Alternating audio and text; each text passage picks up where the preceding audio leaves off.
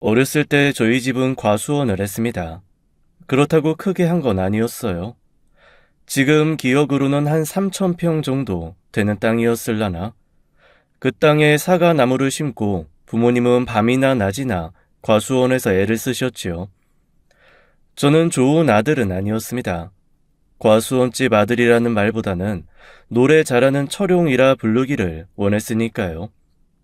어렸을 때부터 춤과 노래를 좋아해서 그렇게 과수원 일 좀 도우라는 엄마 말을 귓등으로도 안 듣고 밖으로 쏘다녔습니다. 학교 공부도 당연히 뒷전이었죠. 어린 마음에도 왜 그렇게 쿵쿵 울리는 음악 비트가 좋았는지요. 일단 어디서든 음악만 들리면 흔들거리는 다리가 주체가 안 되었습니다. 시골이다 보니 어린 아이보다는 어르신이 많았거든요. 당연히 저는 부모님을 제외한 모두에게 사랑을 받았습니다. 부모님은 책이며 공부는 뒷전, 일 돕는 것도 관심 없이 그저 노래하고 춤추는 제가 남봉꾼이 될까 걱정하셨죠. 동네 어르신들은 그런 부모님과는 달리 앞에서 까불거리며 놀아제끼는 저를 그저 귀여워하셨고요. 그러다 보니 저는 아이들이 학교에 있을 시간에 혼자 빠져나와 마을회관 마당에서 발바닥을 비비며 재롱잔치를 했습니다. 학교 선생님도 너무 당연하게 제가 안 보이면 마을회관으로 저를 잡으러 오곤 했죠. 그나마 마을회관은 양반이었습니다. 제 나이 11살, 심장이 음악에 반응해 온몸을 주체 못할 그 시기에 저는 운명 같은 소리, 제 전신을 지배하고 정신을 홀짝 가져간 리듬, 품바를 만났습니다. 처음 장터에서 품바 공연을 볼 때 정말 미치는 줄 알았습니다. 왜 요즘 아이들이 텔레비전에 나오는 아이돌을 보며 목이 쉬어라 소리를 지르고 너무 좋으면 기절까지 하잖아요. 다들 그 아이들을 보며 혀를 끌끌 차지만 저는 그 마음 충분히 이해합니다. 등에는 북을 쥐고 다리로는 탬버린을 치고 손으로는 박자를 맞추며 노래하고 추임새 넣고 춤도 추는 그 모습이 제게는 연예인이었거든요. 그때부터 저는 품바에 미쳐서 동네 장날뿐 아니라 이웃 도시 장날까지 쫓아다니며 품바 구경을 했습니다. 몇 개월 지나서는 공연을 대신할 수 있을 정도로 샅샅이 외웠지요. 그렇게 미쳐서 돌아다닌 지 몇 년, 당연히 공부는 손도 대지 않고 집에서는 잠만 자던 어느 날이었습니다. 유난히 강풍이 부는 날이었고 주의보까지 내린 마당이라 장이 서는 것도 취소가 될 정도였죠. 바람이고 나발이고 품바를 볼 수 없다는 생각에 입이 대빨 나와서 먹으라는 밥도 먹지 않고 방에 틀어박혀 있는데 밖에서 큰 소리가 들렸습니다. 다급한 엄마의 목소리, 물건이 떨어지는 소리. 아빠가 심근경색으로 쓰러지신 거였습니다. 황급히 119를 불렀지만 바람에 쓰러진 나무가 길을 막고 있는 바람에 제 시간에 오지 못했습니다. 그렇게 아버지는 심장을 부여잡은 채 돌아가시고 말았죠. 더 기가 막힌 건 아버지 장례를 치르고 돌아오던 길 운구차 안에서 어머니가 주무시듯 돌아가셨다는 겁니다. 처음에는 누가 저를 놀리려고 몰래카메라 같은 것을 하는 줄 알았습니다. 아버지를 매장하고 함께 장지까지 따라가 주신 분들이랑 장지 근처 식당에서 밥까지 잘 드셨거든요. 친척 분들이랑 과수원도 정리해야 할 것 같다는 얘기도 나누시고 저한테 와서 꼭 안고 등도 두들겨 주셨습니다. 그런데 버스에서 내릴 때까지도 눈도 감고 미동이 없으시길래 흔들어 깨웠더니 그대로 고꾸라져 버리시더라고요. 병원에서는 말 그대로 급사, 그냥 순식간에 순간적으로 몸의 기능이 확 멈춰버린 경우라고 했습니다. 그렇게 고등학교 2학년, 하는 거라고 품바 쫓아다니는 것밖에 없던 저는 고아가 되었습니다. 부모님이 돌아가시고 집에 혼자 남으니 정말 제가 할 줄 아는 게 하나도 없다는 것이 느껴졌습니다. 하다 못해 매 끼니마다 엄마가 꺼내주셨던 잘 삭은 고추 장아찌도 못 찾겠더라고요. 분명 1년 365일 매일 먹을 거라 없을 리가 없는데 아무리 냉장고를 뒤져도 찾아도 고추 장아찌가 없는 겁니다. 결국 맨밥을 물에 말아먹고 무작정 과수원으로 나갔습니다. 하나하나 뭔가 씌어져 있고 묶여있는 야무진 매듭을 보니 눈물이 나더군요. 아빠가 거기 고스란히 계신 것 같아서 말입니다. 하지만 뭔가 하고 싶어도 할 줄 몰라서 할 수가 없었죠. 그렇게 일 좀 도우라고 할 때 곁에서 듣는 척이라도 할 걸 몹시 후회가 되었지만 이미 늦었죠. 그렇게 저는 부모님이 남기신 것을 하나도 지키지 못했습니다. 악하지는 않았지만 그래도 착하지도 않았던 친척들은 제가 아무것도 모른다는 걸 알자 살금살금 과수원이며 집을 나눠 가지기 시작했습니다. 결국 성인이 되기 전 여기에 뺏기고 저기에 빼앗기며 저한테 남은 건 부모님의 사망보험금 그리고 돌무더기가 전부인 땅 몇십 평 뿐이었습니다. 다들 제가 좀 더 크면 돌려주겠다고 했지만 20살이 지나고 30이 가까워와도 돌려줄 기미가 없더라고요. 오히려 연락을 피하고 모른 척 하길래 그냥 제 쪽에서 먼저 인연을 끊어버렸죠. 배운 것도 없고 공부한 것도 없는 제가 할 수 있는 건 그나마 가수원집 아들로 이것저것 먹어보면서 혀가 아는 과일 맛, 그걸 이용해서 장사를 하는 것밖에 없었습니다. 그래도 부모님 발치에서 맛있는 과일 먹었던 경험이 있어서인지 과일은 참 본능적으로 맛있고 싱싱한 거 잘 골랐거든요. 처음 시작은 리어카였습니다.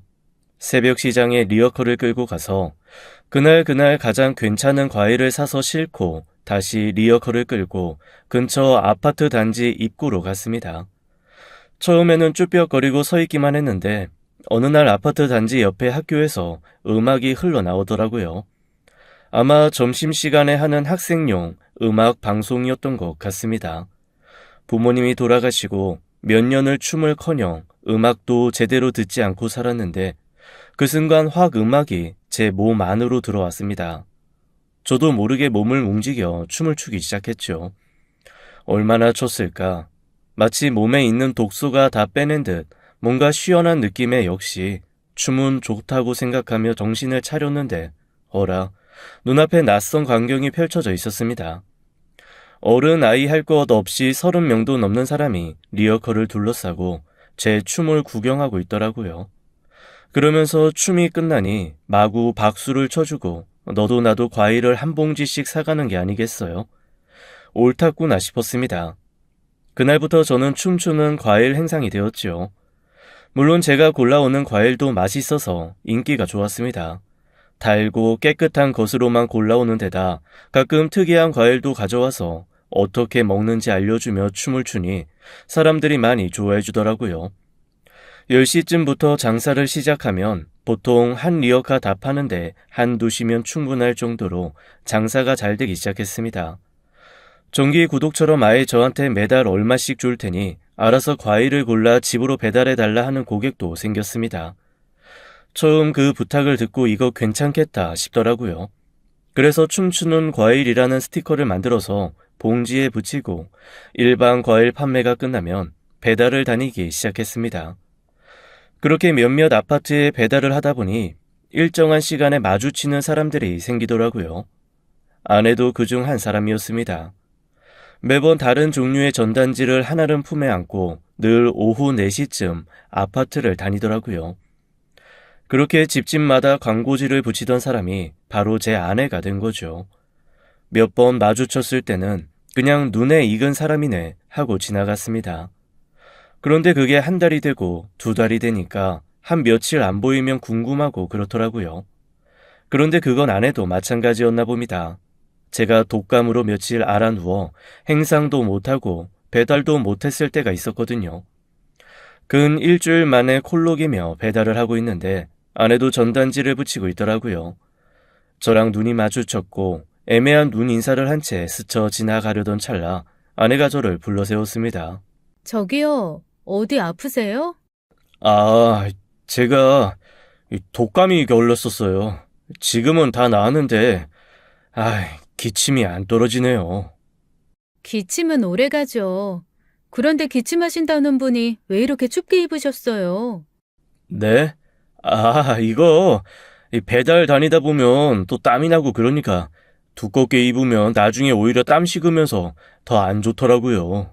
그래도 기침할 때는 몸을 따뜻하게 해야 한다고 했어요. 안 그러면 풍 들어와서 뼈까지 진이 쏙 빠진대요. 네?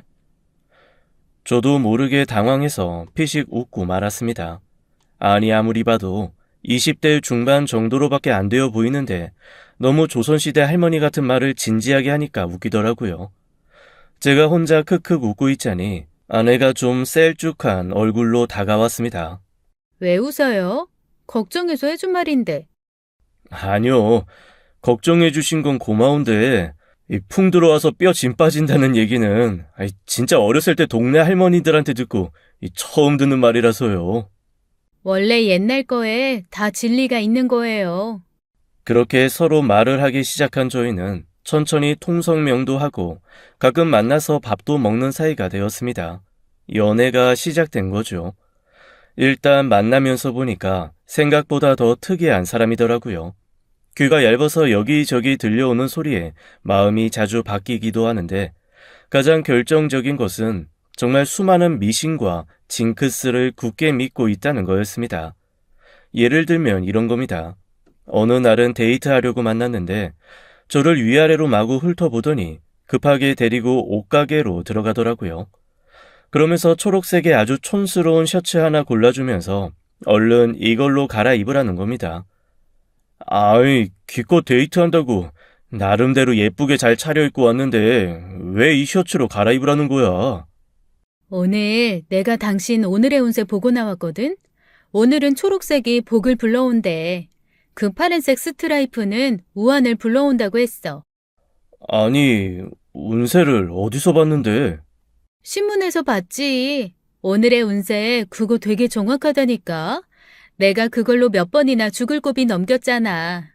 아이, 죽을 고비를 신문에 나온 오늘의 운세로 넘겼다고? 동쪽으로 가지 말라고 그래서 그날 동쪽으로 안 갔는데 세상에 그날 일본에서 지진 났잖아. 아유, 내가 얼마나 소름 돋았는지. 아이, 그거는 동쪽은 동쪽인데, 아이, 그렇지. 동쪽에 있기는 하지. 그런데, 그러니까, 그 운세에서 말한 동쪽이 그 동쪽은 아니지 않을까? 아니지. 어쨌건 내가 만약에 일본으로 여행 갈 마음을 먹었으면 어쩌겠어? 확 여행 가고 싶다는 마음이 들어서 즉흥적으로 질렀으면 동쪽으로 갔다가 죽거나 다쳤을 거 아니야. 사람이 조심할 수 있는 건 조심해야 돼. 네, 이런 식이었죠. 오늘의 운세에서 만약에 매운 거를 먹지 말라고 했으면 제 아내는 김치도 끊었을 사람입니다. 그런데 또 이게 웃긴 게 A라는 신문의 오늘의 운세와 B라는 신문의 오늘의 운세가 다르잖아요. 그러면 그 중에 더 안 좋은 걸 믿습니다. 그래서 제가 기왕이면 좋은 걸 믿지 왜 안 좋은 걸 믿냐고 했더니 글쎄 이렇게 대답을 하더라고요. 좋은 거는 언제든 생기면 그냥 좋은 건데 안 좋은 건 일단 조심하는 게 좋잖아. 그래서 난 일단 안 좋은 걸 믿어. 그런데 똑같은 운세를 가지고도 어디선 좋게 나오고 어디서 나쁘게 나오고 이러면 두 개 다 신빙성 없는 거 아니야? 어쨌거나 다른 말 하는 거잖아. 귀에 걸면 귀걸이, 코에 걸면 코걸이. 그건 아니지. 그냥 보는 사람이 어디에 더 비중을 두느냐의 차이지. 어쨌건 당신 오늘은 물 있는데 가면 안 된대. 물 있는데 가지 마. 어디 개천도 건너지 말고. 알았지? 어? 우리 오늘 강가에서 피크닉 하기로 했잖아. 안 갈 거야. 오늘의 운세에 산에 가서 나무 기운 받고 오라고 나오더라. 산 가자, 산. 이런 식으로 데이트 장소가 즉석에서 바꾼 적이 한두 번이 아니었고 저 역시도 덩달아 하지 말아야 할 것이 많아졌습니다. 그렇게 제 아내의 잠소리는 점점 늘어났습니다. 신문이나 잡지에서만 오늘의 운세를 할 때가 좋았죠. 핸드폰으로 보기 시작한 다음부터는 정말 매일매일 시시각각 너무 피곤하더라고요. 그런데 이렇게 맹신하는 것 외에도 귀도 얇아서 누가 오늘의 운세는 별로 안 맞고 뭐가 잘 맞더라라는 얘기를 하면 또 거기로 옮겨갑니다. 어느 날은 별자리와 MBTI를 서로 엮으니 그거야말로 과학이더라 이런 얘기를 듣고 나서는 그렇게 수년간 신봉해 오던 오늘의 운세를 버리고 별자리에 심취하기 시작했습니다. 저는 그때부터는 그냥 그러려니 했죠. 저렇게 별자리를 맹신하다가 어느 순간 또 누가 달자리가 더 효염이 있다고 하면 달자리로 옮겨갈 것이고 해자리가 더 효염이 있다고 그러면 해자리로 옮겨갈 게 뻔했으니까요. 사실 제가 고아이기도 했고 아무리 사과 과일 행상이 잘 되기는 했어도 큰 돈을 번 건 아니었습니다. 그러다 보니 결혼이라는 거 사실 생각하기 어려웠거든요. 30 초반이라 결혼에 대해 그렇게 간절한 나이도 아니었고요. 그런데 어느 날 아내가 저한테 그러는 겁니다. 오빠, 올해 안에 우리 결혼하자. 내가 별자리 운세를 봤는데 오빠랑 나랑 궁합은 좋아. 그런데 올해 안에 결혼해야 그 궁합이 빛을 발한다네. 아니, 그래도 그거를 그렇게 함부로 결정해도 되나? 너희 부모님한테도 허락을 받아야 되고 뭔가 서로 준비도 되어야 할 텐데. 괜찮아. 우리 엄마 아빠는 내가 한다고 하면 하라고 하셔. 그리고 오빠랑 나랑 오래 넘겨서 결혼하면 나중에 큰 우환이 생긴대. 올해가 결혼수 들어온 해니까 그냥 결혼하자.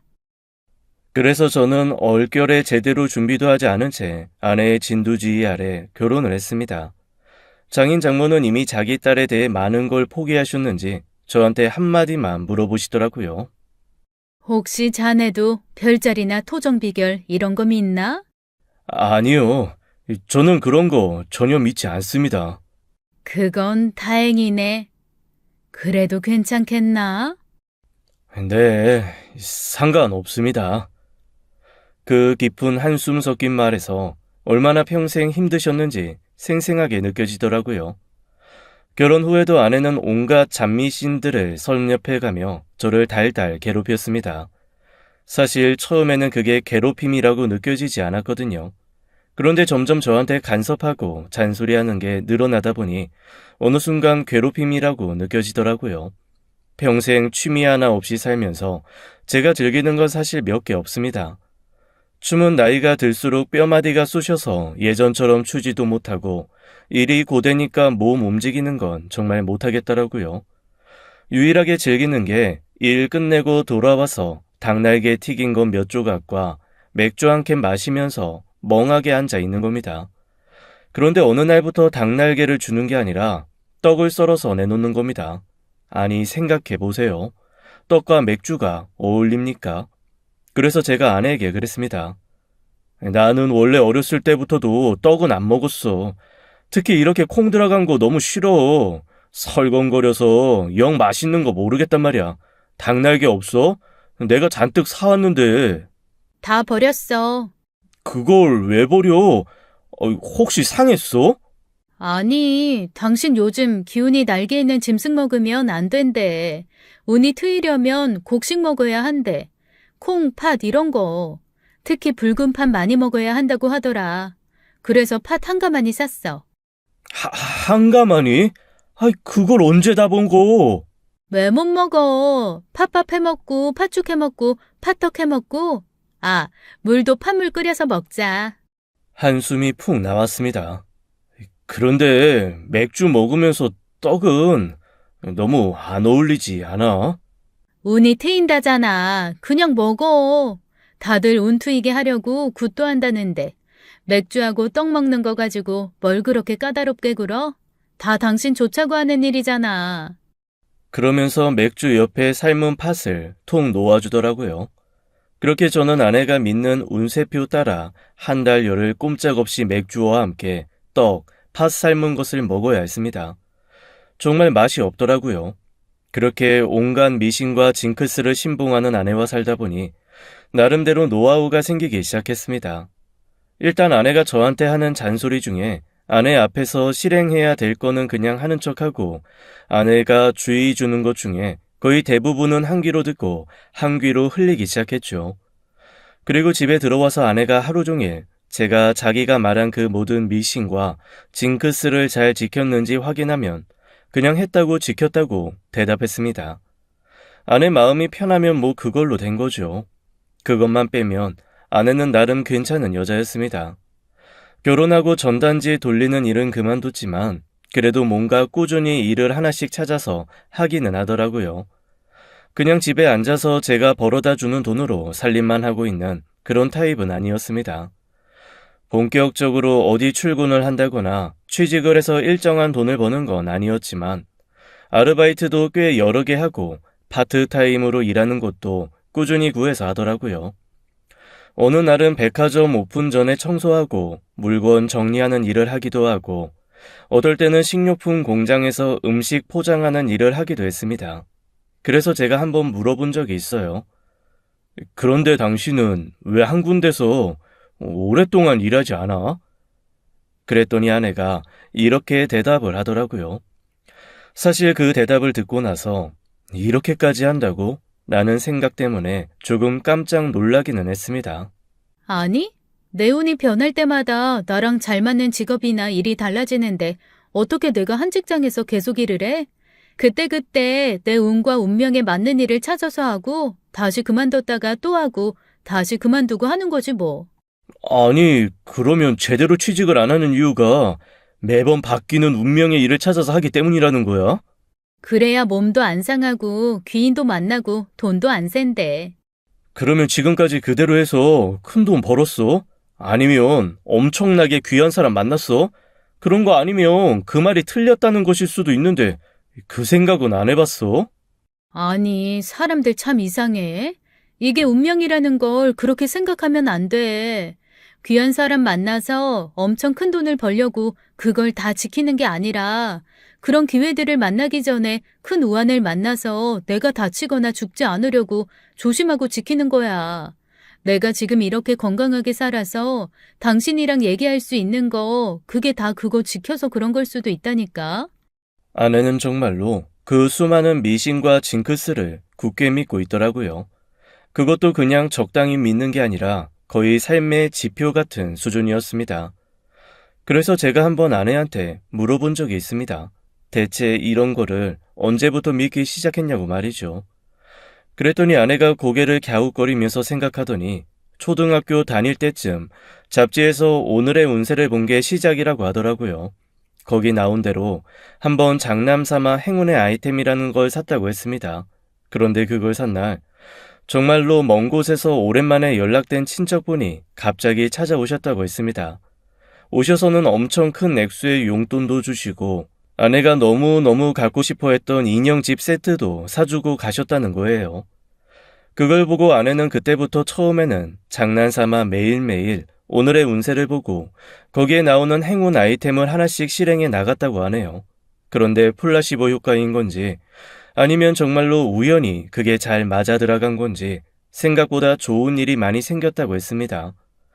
거기에 나온 것처럼 행운도 우환도 맞아 들어가는 걸 보고 그때부터 이거는 미신이 아니라 정말 진짜다라는 생각을 했다네요.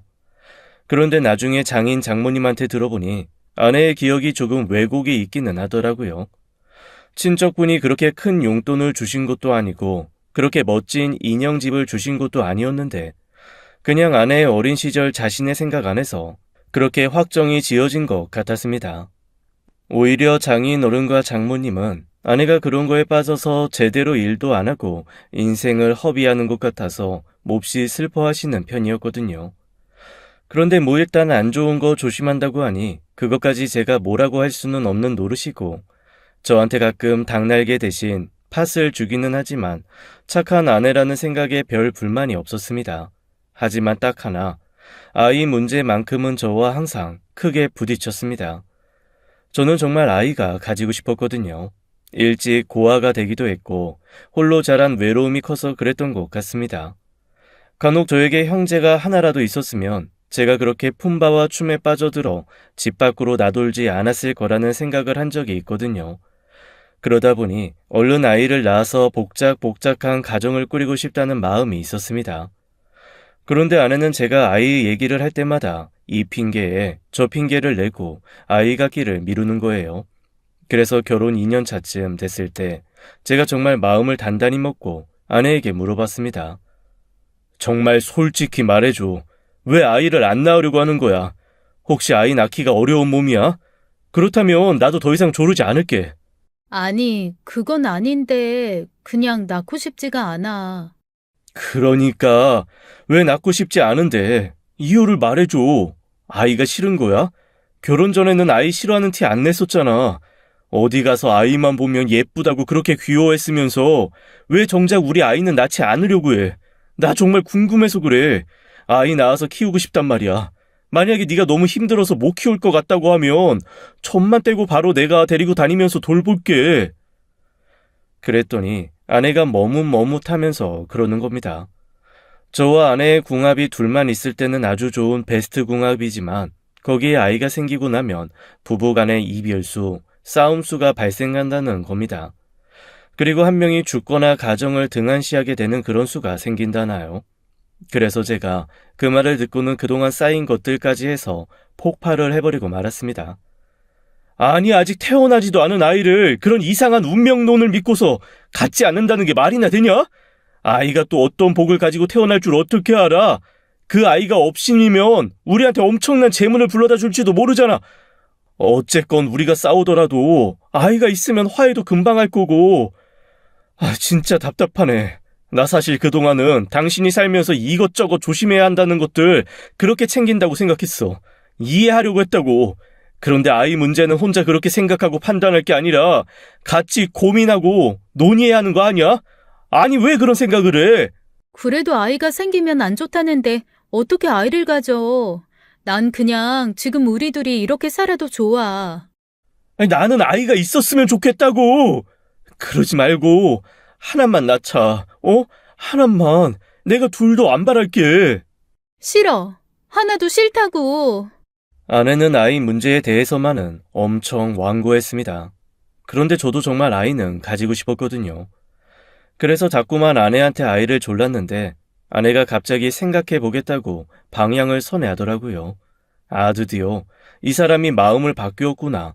그래, 이제 나만 잘하면 되겠다 했습니다. 그러면서 아내가 그러더라고요. 나 생각할 시간과 장소가 좀 필요해. 며칠 여행 좀 다녀와도 돼? 사실 아이 같고 아니고를 판단하는데 여행까지 필요한가 싶기는 했지만 그래도 여행 한 번에 마음을 바꾼다면 보내줘야지 싶었습니다. 없는 살림에 꼬약꼬약 모은 용돈도 지어주고 연락 안 할 테니 며칠 잘 생각하고 편안하게 쉬다 오라고 여행을 보냈죠. 정말 연락 한 번 없더라고요. 일주일에 저 혼자 전전긍긍하며 혹시 마음 바뀌어 오지는 않을까 걱정도 하고 그래도 자기가 한 말이 있는데 설마 그럴까 하는 기대도 있었습니다. 나름 아내가 오면 새 기분 새 마음으로 아이 갖는데 전념할 수 있게 없는 센스 쥐어짜서 이불도 바꿔보고 조명도 새로 달았습니다. 그런데 일주일 만에 집에 온 아내가 너무 홀쭉하고 파리해져서 나타난 겁니다.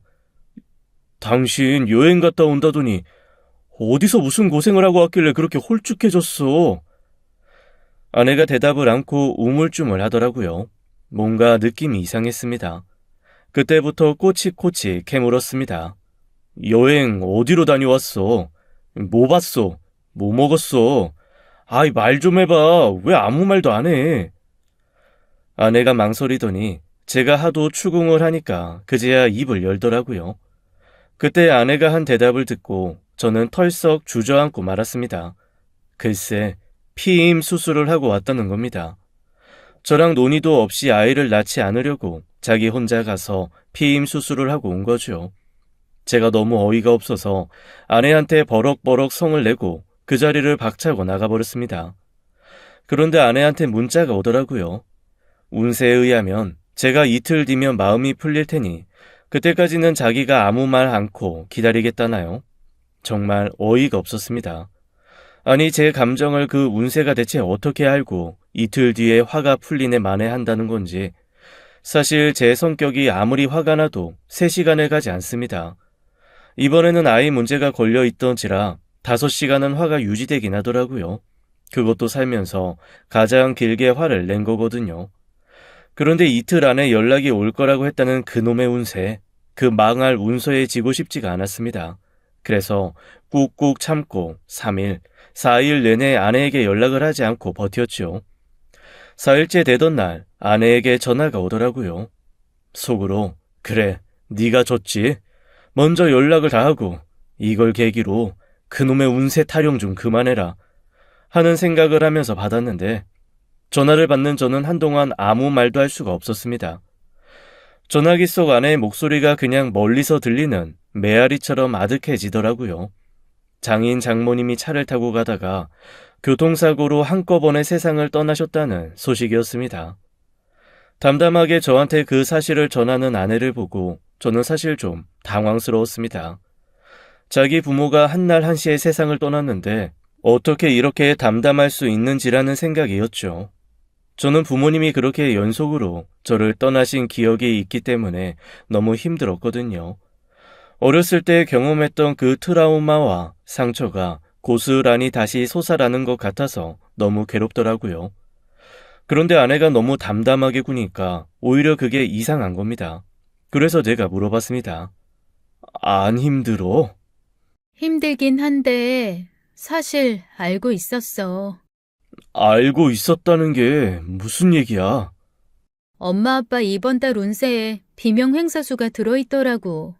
그래서 내가 조심하라고 했었는데 둘 다 말을 안 들은 거지 뭐. 아니, 왜 사람들은 조심하라고 하면 좀 조심 좀 하고, 하지 말라고 하면 좀 하지 말고, 가지 말라고 하면 가지 말고, 먹지 말라고 하면 먹지 말고. 그게 그렇게 어려운가? 아, 진짜 놓친 애들 평생을 참 말 안 들어. 아니, 그거를 믿었다고? 그리고 지금 이 상황에서 당신 말 안 들어서 돌아가신 걸 원망할 게 아니라 두 분이 돌아가신 걸 슬퍼해야 하는 게 맞지 않아? 슬프다고. 그런데 내가 말한 대로 된 거잖아. 미신을 믿었다고가 아니라 실제로 이렇게 됐잖아. 어느 정도 예상하고 있었다니까. 뭔가 벽을 향해 말하는 느낌이었습니다. 결국 제가 포기하고 그냥 실제적인 얘기를 나누기로 했습니다. 그래, 알았다. 그나저나 장례는 어떻게 할 거야? 당신도 형제 자매 없어서 논의할 사람도 없고 장인 장모님도 딱히 형제분들이 많지 않으시고 조문객도 많이 없을 것 같은데 빈소 제일 작은 거 해도 되지 않을까? 아니, 동남쪽에 있는 빈소, 그게 특대실인데 거기서 할 거야.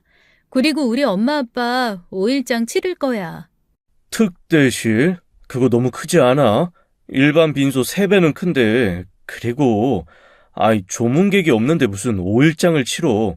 요즘에 누가 5일장을 치른다고 그래. 해외에서 자식들이 오거나 하면 몰라도. 아, 우리 엄마 아빠가 좋은 데 가려면 5일장 치러야 돼. 그리고 동남쪽 빈소 아니면 엄마 아빠가 미처 다 치르지 못한 업보를 자손들이 치르게 된대. 저는 거기서 두 손 두 발을 다 들고 말았습니다. 그 이후로도 아내의 논리는 항상 운세와 미신에 따라서 움직였습니다. 장인 어른한테 멀쩡히 선산이 있음에도 불구하고 장인 어른을 선산에 모시면 자손들이 몸 상하는 일이 생긴다나요? 그러면서 비싼 돈 주고 납골당 새로 계약해서 거기다가 모시겠다고 하더라고요. 게다가 보통 부부가 한날 한시에 돌아가셨으면 같은 곳에 모시잖아요. 그런데 자기 엄마의 운세는 아빠랑 같이 있으면 죽어서도 피곤하다면서 2시간이나 떨어진 또 다른 납골당에 장모님을 모시겠다는 겁니다. 아니, 대체 이게 무슨 난리인지. 아내랑 얘기하면 할수록 제가 점점 지치더라고요. 오죽하면 운구에서 옮겨주시는 분들이 한 납골당이 아니라 이 납골당 갔다 저 납골당으로 가야 된다는 얘기를 듣고 당황하시더라니까요. 운구차 운전만 30년 하셨다는 기사님이 슬그머니 저한테 그러셨습니다. 나 이런 경우는 살다 처음 봤어요. 부부가 사이가 안 좋았던 것도 아니고 따로따로 돌아가신 것도 아니고 각자 선상에 모셔야 되는 것도 아닌데 이런다고요? 이렇게 한날 한시에 돌아가신 분들을 따로 모신다는 거 살다 처음 봤네. 한 분이 돌아가시고 나머지 분이 수십 년 뒤에 돌아가셔도 보통 부부는 같이 모시거든. 아이고, 제사도 한날 한시인데 여기 다녀라 저기 다니랴. 바쁘시겠어. 그러게요. 그런데 꼭 그래야 두 분도 편하시고 저희도 편해지고 그런데요. 누가 그려? 점장이가? 아이고, 이 집도 그런 집이구만. 네? 그게 무슨... 내가 운구차만 30년 몰았다고 했잖아요. 진짜 별집이 다 있거든. 빨간 옷 입고 보내드려야 한다고 해서 이 운구차 안에 탄 식구들이 죄다 빨간 옷 입고 있었던 적도 있고, 또 어떤 집은 이 운구차에 자손들이 타면 안 된다고 해서 이 큰 차 제가 혼자 몰고 가다 식구들은 다 따라온 적도 있어요. 그런데 겪어보니까 그거 다 살아있는 사람들이 지 마음 편하자고 하는 거지. 그렇게 지킬 거 다 지키고 살았으면 죽은 사람은 왜 있고 아픈 사람은 왜 있겠어? 다 무병장수 안 죽고 평생 살지. 그 말에 저는 아무 대답도 못하고 그냥 씁쓸하게 웃기만 했습니다. 속으로는 저도 그렇게 생각합니다를 100번쯤 말했지만 뭐 대놓고 할 수 있는 처지가 아니었으니까요. 그렇게 장인 장모님의 장례를 치른 후 아내는 더더욱 심하게 운세와 미신에 집착하기 시작했습니다. 그 집착의 정도가 너무 세져서 저랑 점점 부딪히는 일도 많이 늘어났어요. 저로서는 사실 피임 수술을 하고 아내가 온 그 순간부터 아내한테 좀 정이 떨어지기 시작했거든요. 그런데 장인 장모의 장례를 치르면서 아내가 보여준 행동을 보고 더더욱 소름이 끼쳐오면서 이제는 여자로도 잘 보이지 않는 지경까지 이르렀습니다. 그렇게 제가 아내를 등한시하기 시작했더니 아내도 어느 순간 저랑 말을 잘 안 하기 시작하더라고요. 그리고 점점 어딘가 다른 데에 빠져드는 것 같았습니다. 결혼 10년이 넘은 그 즈음 저랑 아내는 어느새 남남처럼 지내게 되었습니다. 뭔가 극복을 해보고 변화를 주려고도 해봤지만 그때마다 계속 아내의 미신, 징크스에 부딪히니 원점이 되곤 했습니다. 그리고 이미 아내는 저보다 다른 데에 더 집중하는 게 생긴 것 같더라고요. 집에 있는 시간보다 나가 있는 시간이 길어졌습니다. 처음에는 그냥 또 동네 사람들이랑 모여서 타로점이나 보고 운세나 보는 그런 모임을 하나보다 했습니다. 하지만 점점 아내가 집을 비우는 일이 잦아지면서 뭔가 이상한 느낌이 들었습니다. 한 번 들어올 때마다 어쩔 때는 돈 뭉치를 한 뭉탱이 들고 오기도 하고 어떨 때는 배짱 마른 얼굴로 씩씩거리며 들어와서 바로 며칠씩 골아 떨어지기도 하더라고요. 이거는 좀 이상하다 싶었습니다. 그래서 어느 날 아내의 뒤를 밟아 쫓아갔습니다. 한 2시간 정도 차를 타고 가더니 내려서 또 한참을 걷더라고요. 한적한 시골이었습니다. 민가도 별로 없고 그냥 논밭만 덩그러니 펼쳐진 곳이었지요. 그때까지만 해도 속으로 생각했습니다. 어디서 농사일을 돕나 보다. 요즘 농번기인데 그래서 맨날 집에 안 들어오고 일을 하는 건가? 라고 말이죠. 순간 아내에게 좀 미안한 마음도 올라왔습니다. 일하고 노력하며 사는 것을 제가 혹시 오해한 게 아닌가 싶어서 말이에요. 그런데 아이고 이게 웬일입니까? 아내가 주변을 두리번 하면서 어디 하우스 같은 데로 들어가는데 등골이 싸하더라고요.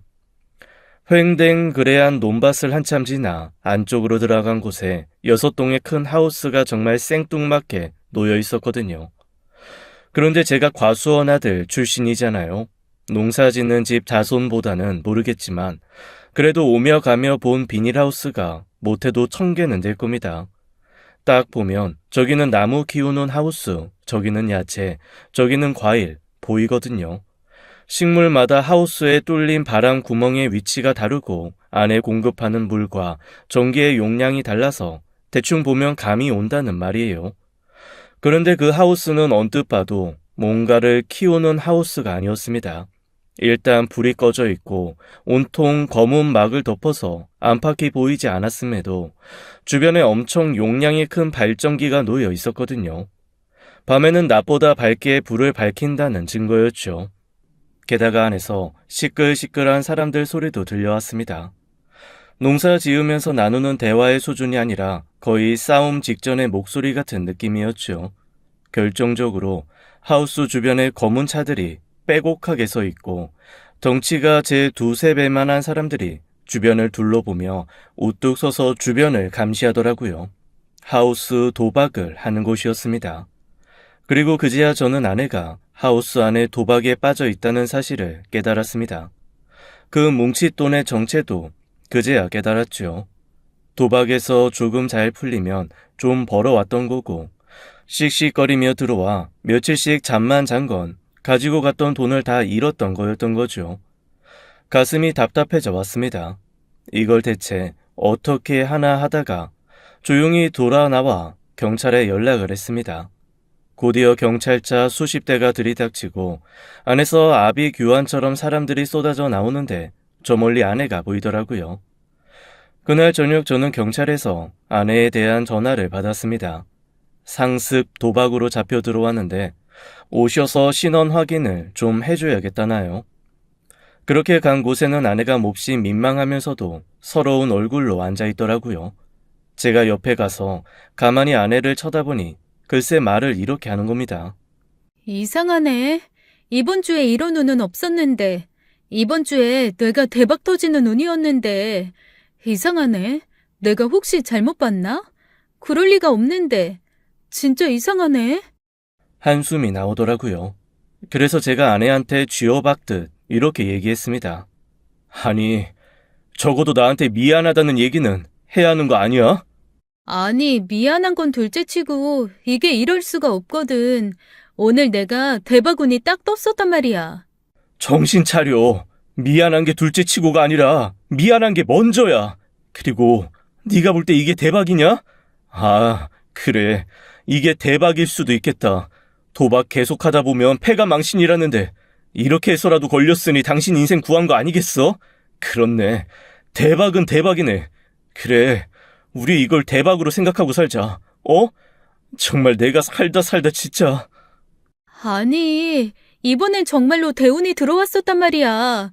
아주 큰 돈 벌 운이 나한테 들어왔었다고. 아니 경찰서에 앉아서까지 지금 여전히 그런 얘기가 나와? 정신 좀 차려 진짜. 제가 화를 버럭 내자 그제야 아내가 입을 다물고 눈을 피하더라고요. 자기 딴에도 뭔가 민망한 게 있겠죠. 그 이후로 몇 달간 아내는 좀 잠잠했습니다. 그리고 저는 철치부심하는 마음으로 아내를 설득해서 장인 장모님이 남겨주신 유산을 보태서 이사를 가기로 했습니다. 웬일인지 아내도 순순히 수긍을 하더라고요. 이 집 터가 안 좋다는 말을 중얼거리긴 했는데 그게 정말 이사를 결심하는데 도움을 주긴 한 모양입니다.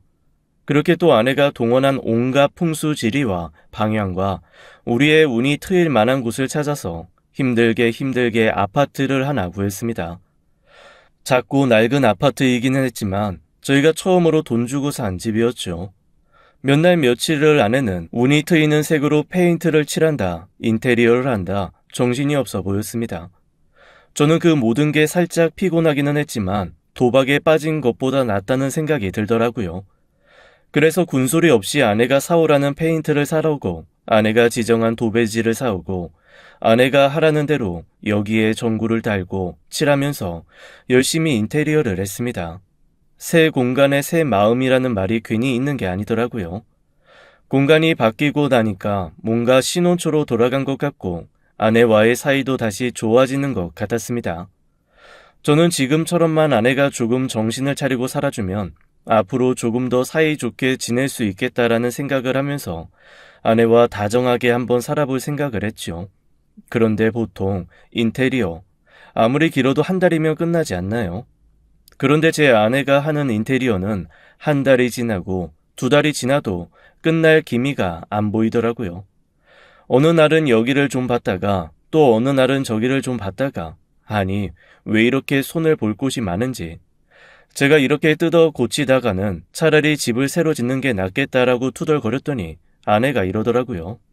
어차피 우리 집이고 앞으로 평생 우리 운을 트이게 해줄 곳이니까 최대한 열심히 운 좋은 공간으로 만드는 게 낫지. 그 말을 듣고 다른 데서 이상한 짓 하는 것보다는 차라리 집에서 이거 뒤집고 저거 뒤집는 게 낫겠다 싶어서 그냥 뒀습니다. 아내가 유난히 공을 들인 곳은 부엌과 다용도실이었습니다. 특히 다용도실의 벽 하나를 아주 하얗게 칠하고 주변에 장식도 달아두길래 처음으로 인테리어에 대해 한마디 했거든요. 아니, 거기 어차피 창고벽처럼 뭐 쌓아두는 데 아니야? 거길 왜 그렇게 애써서 꾸며? 여기가 우리 집에 운 불러오는 통로야. 어? 아이, 다용도실 벽이? 그래서 여기는 뭐 쌓아둬도 안 되고 이렇게 깨끗하게 비워놔야 돼. 그리고 당신은 여기 근처도 오지 마. 여기 늘 깨끗하게 정결하게 관리해야 되니까. 알았지? 사실 부엌의 다용도실 뒤쪽을 제가 갈 일이 얼마나 있겠어요. 그래서 제가 알겠다, 가지 말라면 안 가겠다 하고 말았죠. 응, 절대 오면 안 돼. 여기는 복신이 왔다 갔다 하는 통로라서 사람이 자꾸 드나들면 동티나. 알았다고. 에휴. 그렇게 복신이 들어오는 문인지 뭔지까지 싹 정비가 된 후에서야 3달에 걸친 집 인테리어가 끝났습니다. 비로소 저희 집에 평화가 찾아왔지요. 집이 다 완성되자 아내는 그야말로 집순이가 되었습니다. 제가 사실 도박 사건 이후로 돈 안 벌어도 되지 집에만 좀 있으라고 했거든요. 처음에는 반발을 하는 듯 하더니 곧 자기도 무슨 깨달음이 있었는지 그러겠다고 하더라고요. 정말로 아내는 인테리어가 완성된 그날부터 밖으로 나돌아다니는 걸 안 하더라고요. 그리고 집에서 정말 얌전히 살림만 했습니다. 집에 들어오면 늘 맛있는 밥이 차려져 있고 운세 얘기도 확실히 덜 하더라고요. 몸 팔자 타령이라든가 그런 거는 여전히 있기는 했지만 예전에 비하면 아주 현저하게 줄어든 모습이었습니다. 게다가 어딘지 모르게 뭔가 분위기가 바뀌었다고 할까요?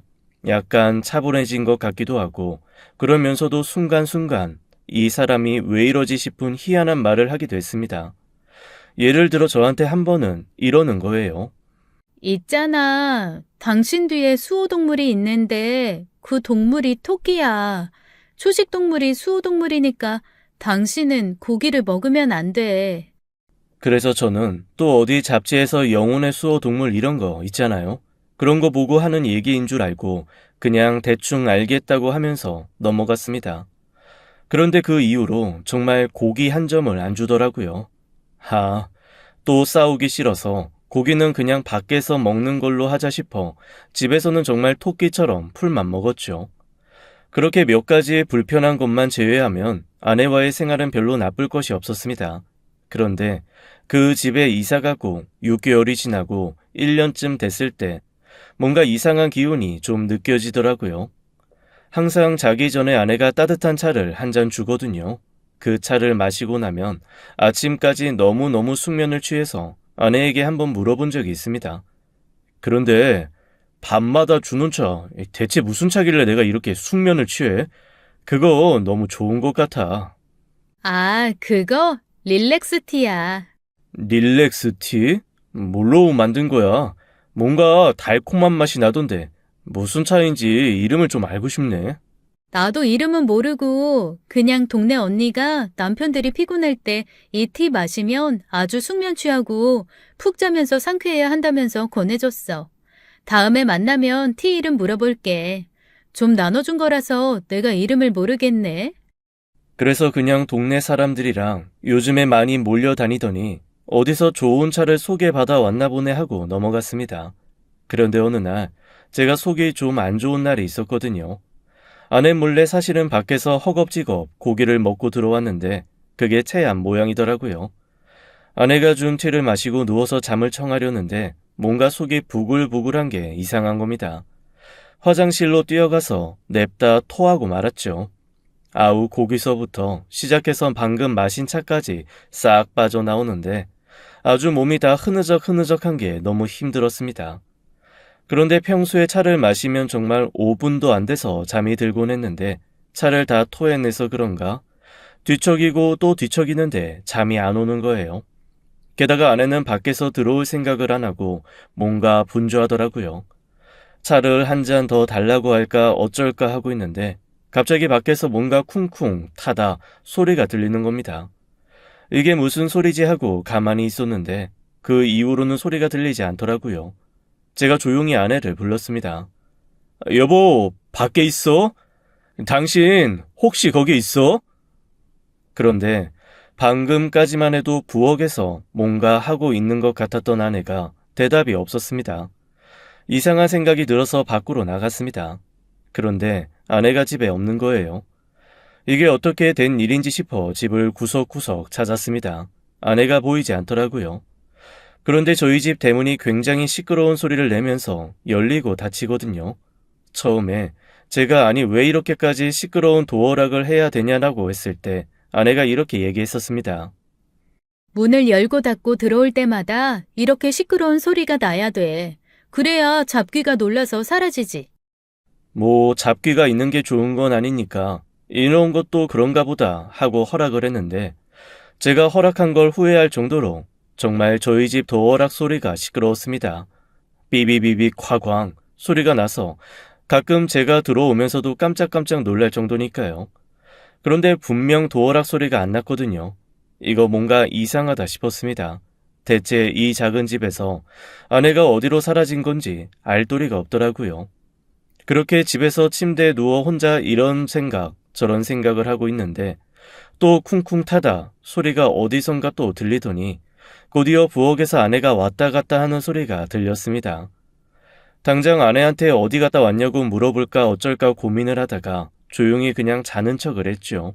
그리고 다음날 아내가 또 차를 주길래 받아 마시는 척하면서 슬그머니 차를 버리고 다시 침대에 누웠습니다. 그랬더니 어제와 똑같이 또 쿵쿵 타다 소리가 들리더니 아내가 사라지고 없더라고요. 귀신이 곧 갈 노릇이었죠. 아니 이 집에서 대체 무슨 일이 일어나길래 쿵쿵 타다 소리만 들리면 아내가 사라지고 없고 쿵쿵 타다 소리와 함께 아내가 나타나는 건지 정말 어딘가 제보해서 알아봐 달라고 하고 싶을 참이었습니다. 고민을 하다가 아내에게 추적 장치를 하나 붙이기로 했어요. 요즘 해보니까 작게 오핀처럼 달아서 누군가의 흔적을 추적할 수 있는 그런 GPS 기계가 하나 있더라고요. 그거를 몰래 주문해서 아내 몰래 아내가 항상 입고 다니는 원피스 아래쪽에다가 슬그머니 붙여 두었습니다.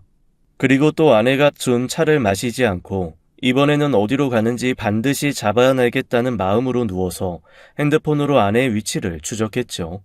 아니나 다를까 또 쿵쿵 타다 소리와 함께 아내가 집안에서 사라졌습니다. 그런데 아무리 GPS를 확대해서 보고 또 보고 또 보고 또 봐도 아내가 이 근처에 있는 걸로 나오는 거예요. 순간 너무 소름이 돋았습니다. 혹시 아내가 귀신이 되어서 이 근처에 머물고 있는 건가? 나는 얼토당토 않고 허황된 생각마저 들었죠. 그래서 조금 더 GPS를 확대해보고 또 확대해보고 한 번 더 확대해봤더니 어라? 아내의 위치가 옆집으로 나오는 겁니다. 그런데 정말 이상한 게 저희 옆집이 저희가 이사를 오고 얼마 되지 않았을 무렵 집을 내놓고 나간 이후로 이사가 들어온 적이 없거든요. 제가 알기로는 빈집인데 대체 그 집에 왜 아내가 가 있는 건지 알 도리가 없더라고요. 이거는 느낌이 도박대보다도 더 쎄했습니다. 제 머릿속에 맴도는 단어 하나는 바로 불륜이라는 거였어요. 아내가 그동안 저한테 다정하게 했던 것들 다 본인이 대놓고 옆집에 불륜남 들여놓고 불륜을 저지르기 위해 저한테 밑밥을 깐 게 아닐까라는 생각이 푹 올라왔습니다. 갑자기 눈이 뒤집히더라고요. 언젠가부터 흥얼흥얼 콧노래를 부르던 아내의 모습도 떠오르고 제가 뭐 좋은 일 있냐고 물어봤을 때 그럼 일생이 좋은 일이지 라고 대답했던 아내의 환한 얼굴도 떠올랐습니다. 이거는 분명 뭔가가 있다라는 생각이 강하게 치고 올라왔지요. 손에 망치와 벤치를 들고 옆집으로 달려나갔습니다. 그리고 여기 있는 거 다 안다며 무작정 문을 뜯어내기 시작했어요. 안에서 웅성거리는 소리가 들리더라고요. 순간 느낌이 이상했습니다. 둘이 있는 듯한 목소리가 아니었거든요. 그래서 제가 여기 있는 거 안다고 나오라고 버럭버럭 소리를 지르면서 문을 뜯었는데 세상에 안에서 거의 20명 가까운 사람들이 얼굴을 가리면서 뛰어나오는 겁니다. 너무 당황해서 대체 이게 뭔가 싶어 멍하게 바라봤습니다. 그랬더니 세상에 안쪽에 이상한 도포를 입은 남자가 앉아있고 제 아내가 그 앞에서 속옷 차림으로 절을 하며 뭔가를 빌고 있는 게 아니겠어요. 너무 어이가 없어서 멍하게 서 있었습니다. 아내가 저를 보고 깜짝 놀라며 당신이 여기를 어떻게 왔냐? 대체 무슨 짓이냐라고 저한테 오히려 대묻더라고요. 내가 묻고 싶은 소리야. 대체 이게 무슨 짓이야? 아니, 우리 교주님이 복 빌어주신다고 해서. 아니, 근데 여기를 어떻게 알고. 아이고, 교주님, 노여움 푸세요. 제가 빌고 또 빌겠습니다. 당신 이제 빠지다 결국 사이비 종교에까지 빠진 거야? 사입이라니. 우리 교주님은 세상 모든 만물의 이치를 다 아시는 분이야. 이런 분께 말씀 듣는 게 얼마나 중요하고 행복한 일인 줄 당신이 알아? 갑자기 골이 띵해져 왔습니다. 네, 제 안에 미신과 징크스, 그리고 별자리와 기타 등등 도박까지 다 섭렵한 후에 결국 사이비 종교에 빠진 거였어요. 제가 너무나 황당해서 한숨을 푹푹 쉬고 있자니 제 아내가 그러는 겁니다. 교주님 노하시기 전에 빨리 당신도 앉아서 빌어. 가장 순결한 상태로 빌어야 하니까 얼른 옷 벗고. 정말 태어나서 처음으로 아내에게 손찌검을 했습니다. 아내의 뺨을 있는 힘껏 올려붙이면서 버럭 소리를 질렀죠. 이 미친 여자야! 내가 너 이럴 줄 알았어. 너 이러려고 이 집 샀냐? 그랬더니 글쎄 아내가 저를 붙들고 싹싹 빌면서 이러더라고요. 당신이 지금 몰라서 그래. 이분 정말 영험하신 분이고 진짜 이분한테 잘해야 우리가 살아. 응? 도저히 말이 안 통하는 걸 느꼈습니다. 그래서 제가 만사 다 포기하고 일단 그냥 경찰에 신고를 했습니다. 경찰이라도 와야 이 상황이 뭔가 해결이 될 것 같았거든요. 아니나 다를까 그 교주라는 사람은 경찰에서 혈안이 돼서 찾고 있던 범죄자였습니다.